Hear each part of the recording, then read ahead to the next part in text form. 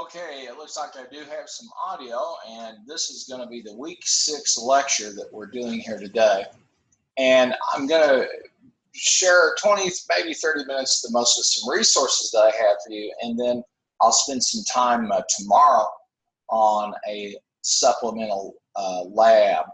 But we're going to look at a lecture today. And I have a file, a Word file over in the files section over at Canvas, and let me go over here for a moment. I'll show you. I'm here in student view, so you'll see the same thing I do. Click over in files, and you're going to see a Word doc,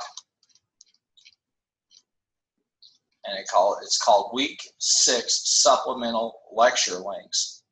So if you wanted to, you could go back and look at those later on in greater detail.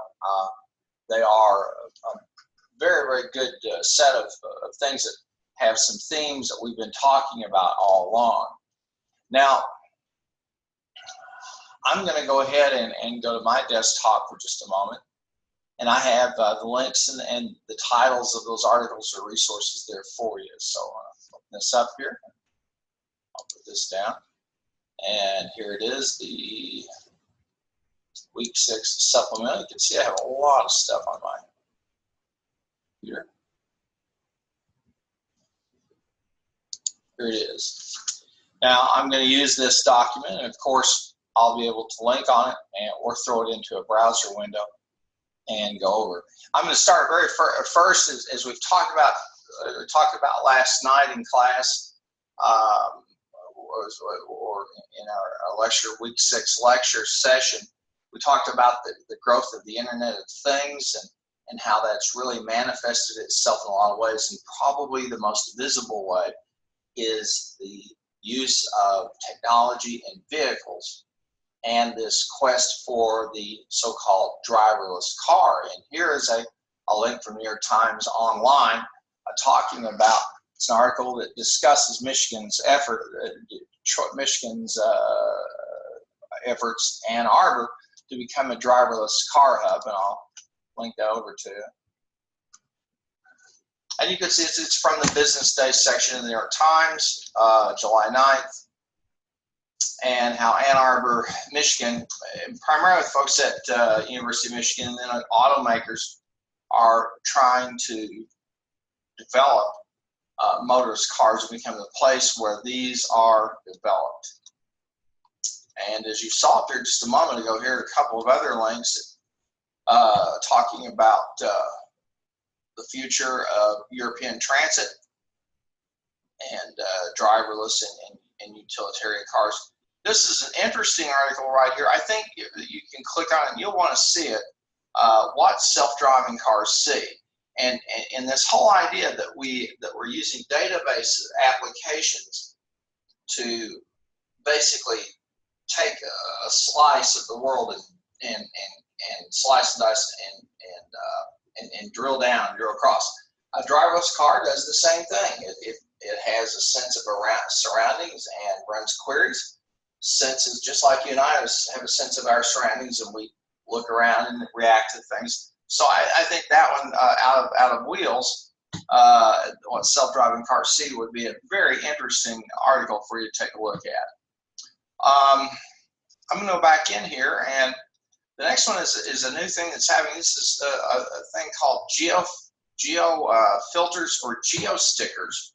As I said before, we're seeing a whole revolution in the use of IT and mapping and the use of location analysis. And here is a geo filter for Snapchat, which is, of course, these things you take a selfie and you share with each other. It's basically using swapping photographs instead of text messages. Now I'm going to click on it, and we'll go over there and take a look at it. And this gives you a rundown on what geo filters are all about. Maybe some of you use them. I think one of the interesting one of the most interesting is a business. And imagine if a business, for example, uses a geo filter to do a Snapchat when they have a special sale on a particular item, or just decide to run a sale on sale items, or something of that nature, or They want to show you about a new product. The same thing with a restaurant, maybe a restaurant. So you could see there's a lot of use, and of course also for communities. I think we're just starting to see we're starting to see the beginning of the use of spatial data. And most of you are probably familiar with Google filters, a form of virtual, augmented reality. I think we're going to see more and more of that, especially these phones, and as we get more and more, as these phones or our carry devices become more and more powerful. The interesting little concept there to see, and of course they're not the only people in the game. There's Instagram. Here's an article about what they're doing. And they have what they call geo-stickers, excuse me, this thing is snapped at. It shows you, of course, the kinds of things you could do. These are, again, geo-filters, where you're at, and what you're doing. Basically, this is, these are really are like Photoshop, basically are editing photos. But iconic in nature, drop-down menus, that type of thing. Nothing really, really difficult. I think just fascinating stuff that you'll want to take a look at. And of course, maybe some of you are doing this already. I don't know. You may well be. Here's an interesting one. Looks like from a restaurant.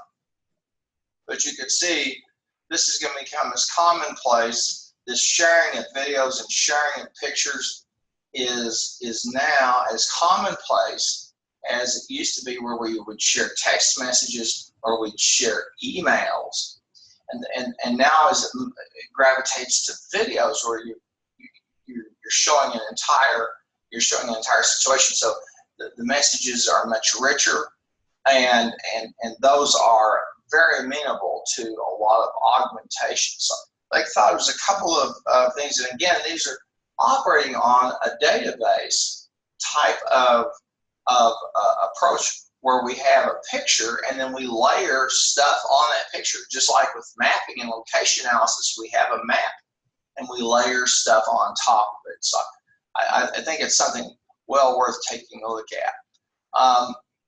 Here's something I thought was just absolutely just mind-blowing. Of course, it may not be you, it is to me. This is a smart home robot that can detect facial. It can detect your face. In other words, it can identify you by facial features. As I said before, we really have no idea where artificial intelligence, high-speed computing, the ability to embed chips in objects and to take sets of chips like they would with a robot, and facial recognition software. There are people now who are working on software that will let you go and do a search for images, okay, which can be very, which is just an incredible kind of thing. But again, an image is really nothing more than a collection of bits and bytes. That's really all it is. This is an interesting article. I thought you would certainly want to take a look at. It's from a publication I look at a lot called TechCrunch, and you can see there are just all kinds of information here. For example, is just a post about a company that's trying to help companies query real-time and historical data. And as we talked about last time, we talked about that there are typically two types of queries. One's more serendipitous. It's one of these what if this types of things, that just asking a question. The others are the regular or more periodic, a query we run every week, every day, whatever, depending upon our business needs and how relevant and fresh the information has to be. And again, this notion of being able to track sales real time, cash flow real time, and we're going to see this in the stock market by the time you're my age.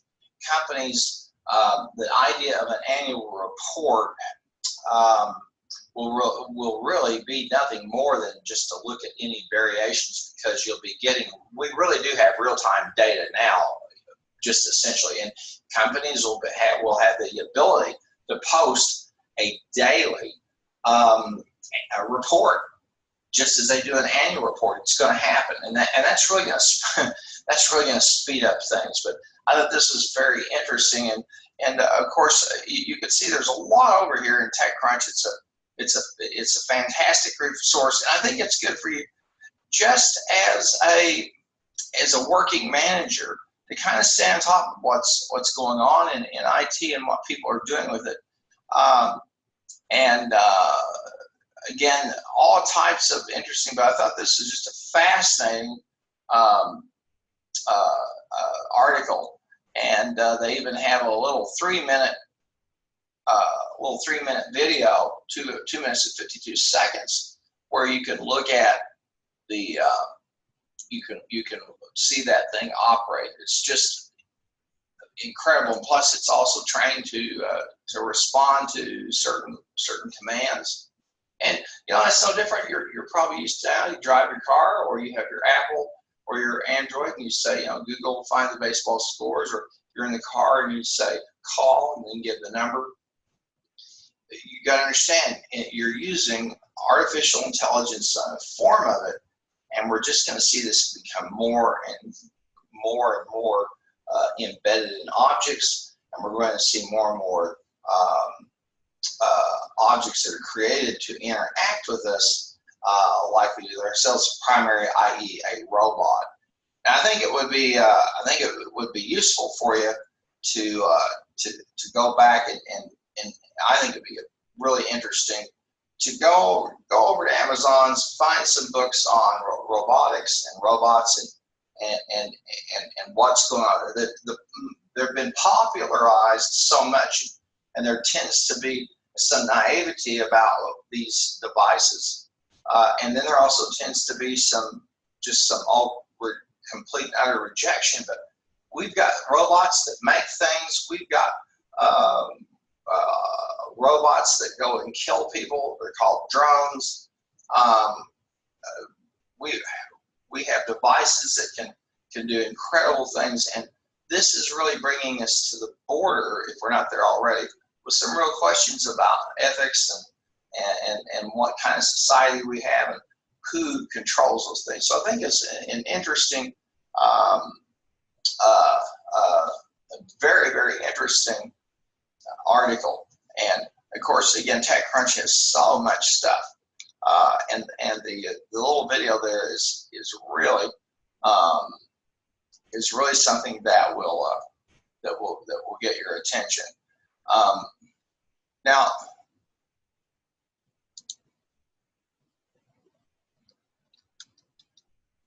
here's another article. This resource. This is about Google Maps, and this is where Google trying to do something good.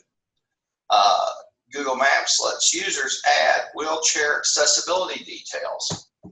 Okay, and just like on Yelp or on Google, you can add comments, reviews, or Yelp, you can add location. You can check in, say to Facebook, and make a comment.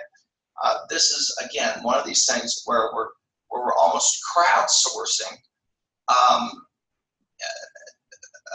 places where things are accessible for folks who have to use a wheelchair or who need those special accommodations. I think it's just one of these cool, very, very cool uses of the technology. And again, using spatial data, we haven't begun to think yet.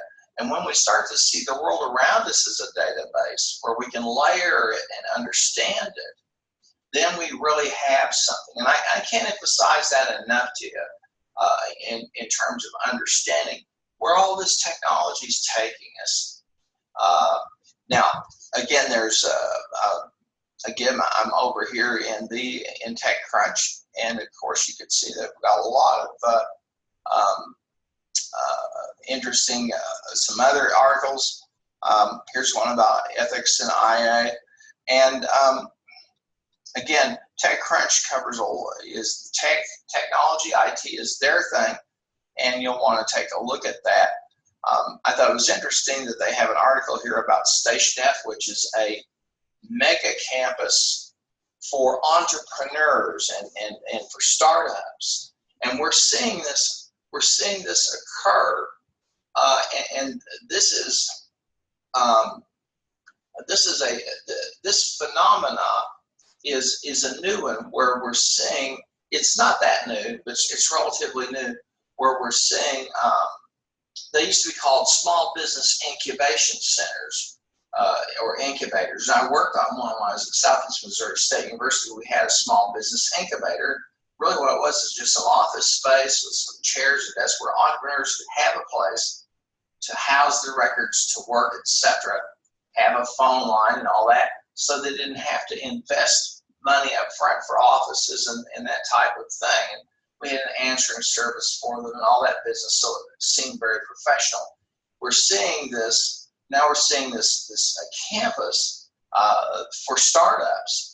And what's happening is people are trying to take the things that have happened, like say in Silicon Valley, which is out, of course, in California, or the Silicon Prairie, which is an area down in Dallas, Fort Worth, over to Houston, down to Austin, and stretches a little bit up in Oklahoma City. It's known as the Silicon Prairie. A lot of people don't know that. And of course, the high-tech corridor that's in the East Coast that stretches from New York all the way to Boston, which includes New York City and all the stuff happening there, plus all the things that are happening in Cambridge and MIT and stuff happening there in Boston. That folks are trying to create and nurse and encourage, nourish and build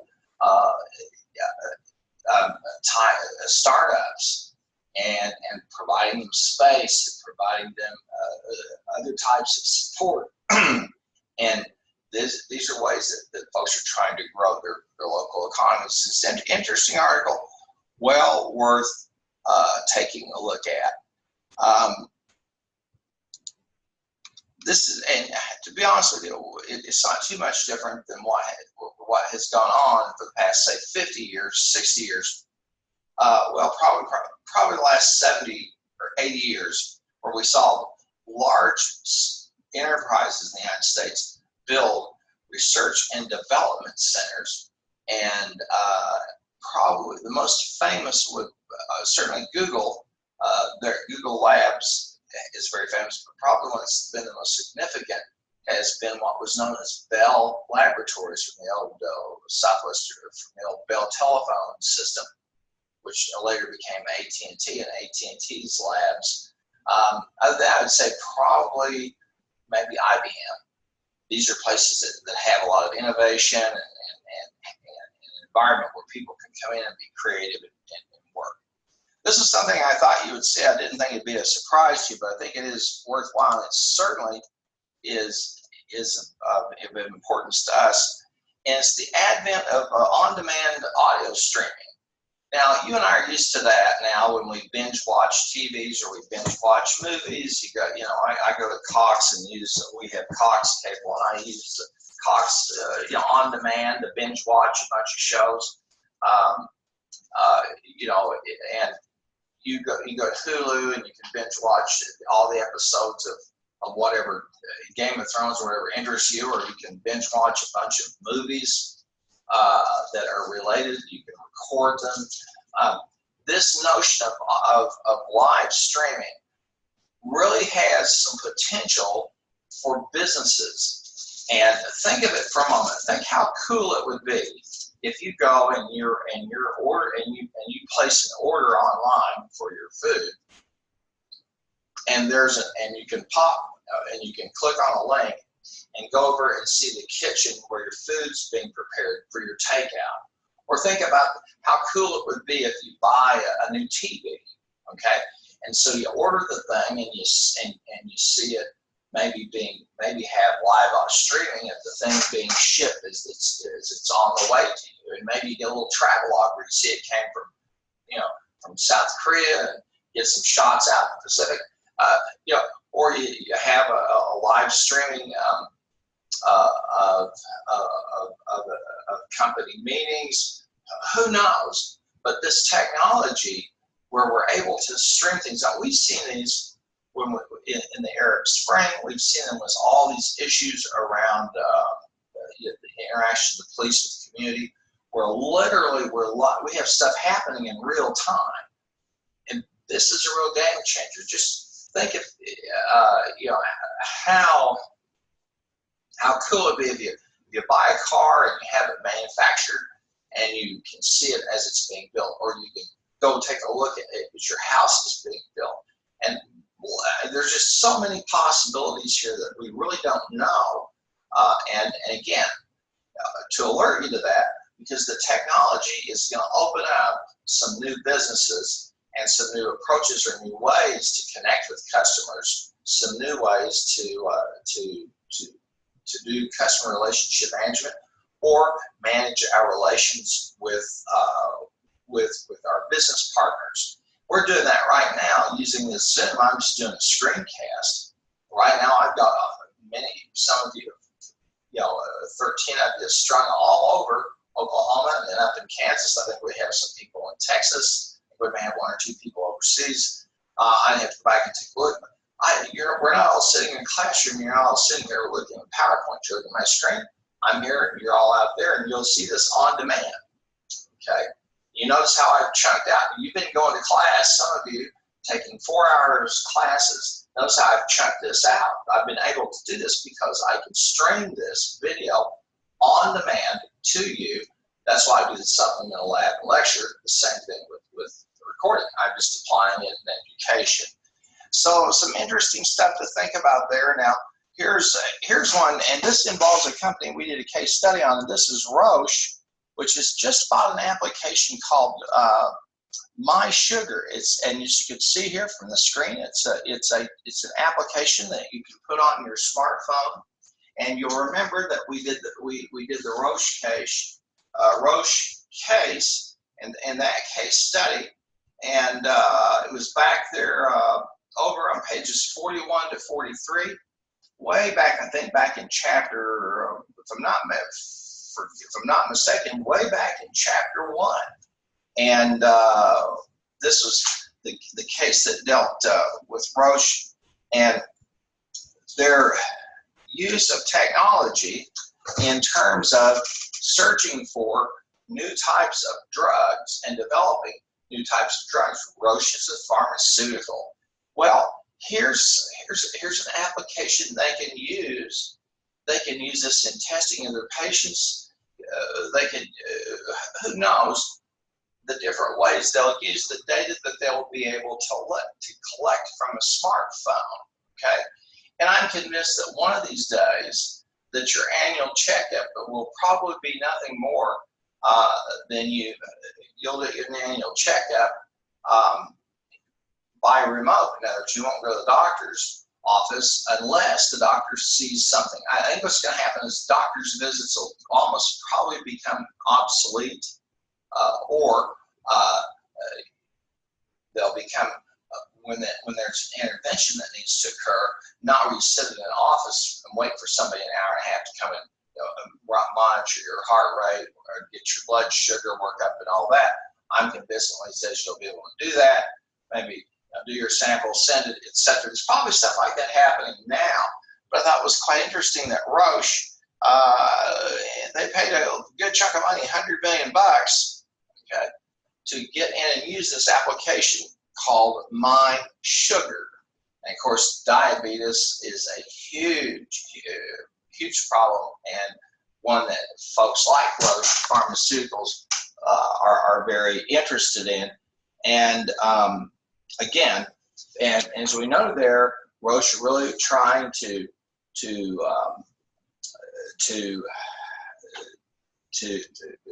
handle. In the case there, we have out of the Perelson book, talks about them dealing with a deluge of data and trying to fail fast. So this is perhaps going to be a way for them to do field studies of all kinds, promote their products to doctors who could say to a patient, well, here's, you download the My Roche app and take your blood reading, whatever.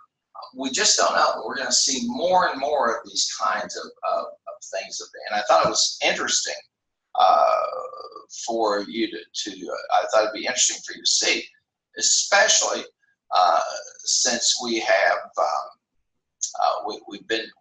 we had a case study with Roche and how they've had to grasp with some issues with IT and dealing with data, and here they are using a data platform that's real time. They can give them real time images. Here's another, and this is, I think, very fascinating. This is some software that's here. It's called Share IQ, and it helps brands track their product images across the web. And as you know, we've talked about before, and as Manili is talking about in that book on big data, we have so much real-time data out there about companies, about products, product services, bundles, reviews, comments. You know, they give it a 3 out of 5 stars. All of this stuff that's out there. Well, people who are managing a brand, for example, if you're managing you know, the Cadillac brand, or you're managing the Land Rover brand, or you're managing the Oklahoma Baptist University brand, you want to see this data. You want to know what people are saying about you. And this is designed to scrape the web, get that data and collect it, and give you some analytics to let you see probably on a daily basis, if not an hourly basis, what's the word out there about us? Are people saying good things? This becomes especially important if you, let's say you have a new product launch, or you have a sale, or you have a crisis. One of the first companies to ever use social media, I think, quite effectively was Southwest Airlines. They started doing, they started using Twitter and Facebook long before a lot of major companies did. And one of the reasons they would use Twitter or Facebook as, and then they also had a portal. You could come in and track their airlines. Of course, you know, there are generic ones out there now. You go see what times the plane you get here, and what gate will it be, and all that business. But they were one of the pioneers in the use of this, especially as a way, if there was a problem like a big snowstorm, these flights are delayed here, and they would use it as a way to broadcast and communicate with customers. And so they were really far ahead of everybody in terms of using that type of software. But this is this is software designed to track product images all over the web. What are people saying about us? What are they thinking about us on a real-time basis? As I mentioned to you before a number of times, if we were studying business 45 or 50 years ago, even 30 years ago, the value of companies, say, on that are traded, say the Fortune 500, their value would be based upon the stuff they had, the physicality, inventory, and their plants, and their vehicles, the money they had in the bank, etc. Today, that's all flipped. 80% of the company's value is in patents that it owns, licensing that it owns, goodwill, that is, what do people think of it, this product service bundle, intellectual capital in so many forms like business processes, customer lists, knowledge that's been gained about how to do selling. You know, there's a statistic that says when an employee walks out the door, if they leave you lose about $25,000 worth of knowledge. And you do, because you lose their experience. You lose that learning curve that gets developed. And you lose what they understand when maybe they're salespeople and they called on a customer and they established a relationship. When you lose them, they're gone. And that's intellectual property. We'll talk about that. Tacit knowledge versus implicit knowledge. And how knowledge-based work, okay, is transportable. Once that person leaves, with them leaves all their insights, all their information, etc. So I thought you'd want to see this. And again, always TechCrunch has some interesting little sidebars you can take a look at. This shows you a screenshot.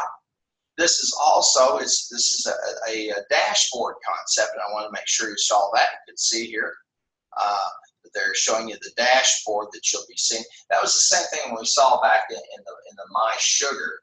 This whole notion of dashboards, we've talked about in the context of your device and your company, but the whole idea of me monitoring my blood sugar or self-help apps of any kind like that, or monitoring my heart rate or those kinds of things, are using a dashboard kind of approach, okay?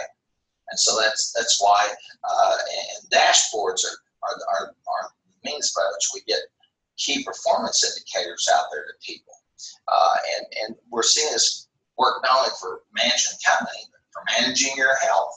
And I'd say probably one of the best examples of that is a Fitbit, where you count the number of steps you take. And that's basically, it's like a dashboard. It's telling you, did you take enough steps today to satisfy what you're supposed to do, etc. So it's again, I think a very, very interesting article and resource and something for you to take a look at.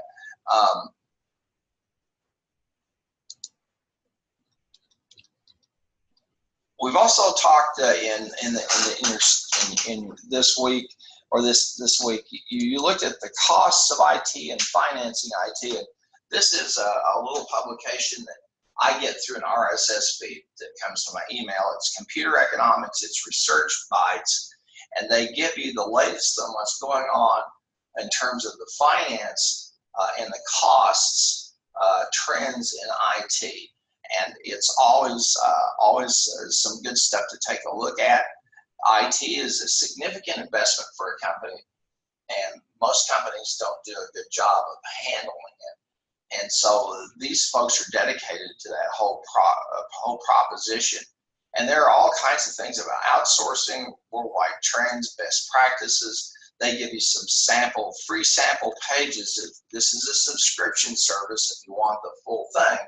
But if you want to see those metrics, they're there. And I thought it was something that you would want to see, because people out in IT are very, very concerned and want to track to see, you know, what are we getting for what we spend. And we've talked about that before, but there's a significant amount of money that's being expended on IT, and you know, we want to know. Now, here's the final one, if I'm not mistaken. This is securing your digital transformation. I'll click on that. Okay, and this is over at a company called Fortinet, and they provide information about digital security. And they have some tremendous, they have some stuff from the Gartner Group, they have some stuff from Fortinet, and they are folks who are in the IT security business.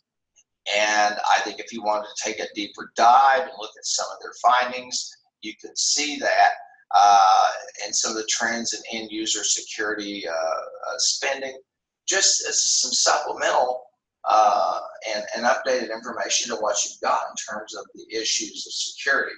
And as I said before, the number one problem in IT security is this: human beings are involved, and human beings are going to, like I shared with you yesterday, like I shared with you in the lecture, John Podesta, who was running the Hillary Clinton's campaign, one of his aides got opened up the whole doorway with a simple phishing email where they were told, you know, you need to update your password or something like that, and they click the link and boom, then the malware, the monitoring ware was there in his email and just simply got spread all over.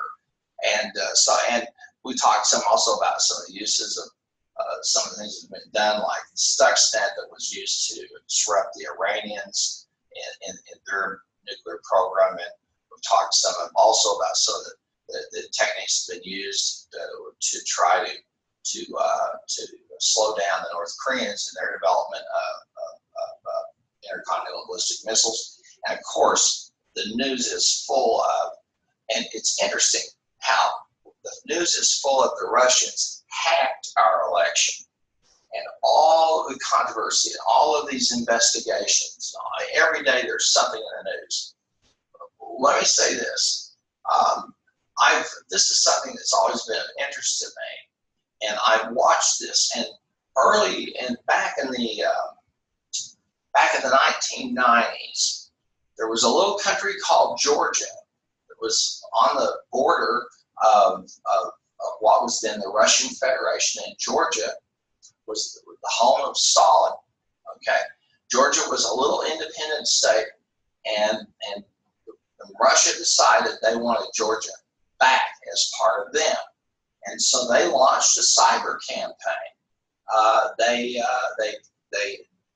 This is one of the earliest instances that we have of a state actor using cyber warfare, and they went in and they just and they got emails shut off for that government.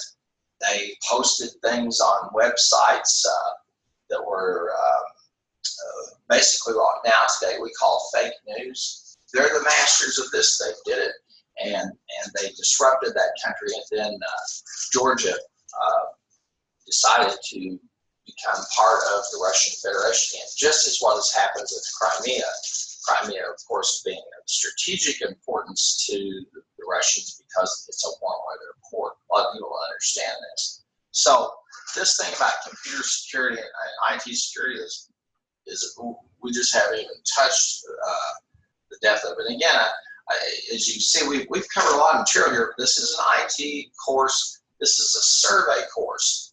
And I try to show you what I think are the broad trends, what's going on out there, and then to take a deep dive into spreadsheets and building them, to take a deep dive into databases and using them. These are the tools that we use to build dashboards, to get actionable data that we can use to make decisions. That's the heart of business intelligence, and that's the heart of how IT is part of that business diamond and furthers company strategy.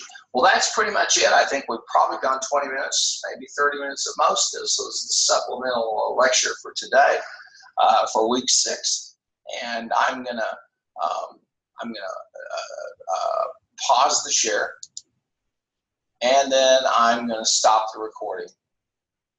And we'll end the meeting, and I'll record this and then send you a link. I'll post a link in the announcements. Have a good one. Take care.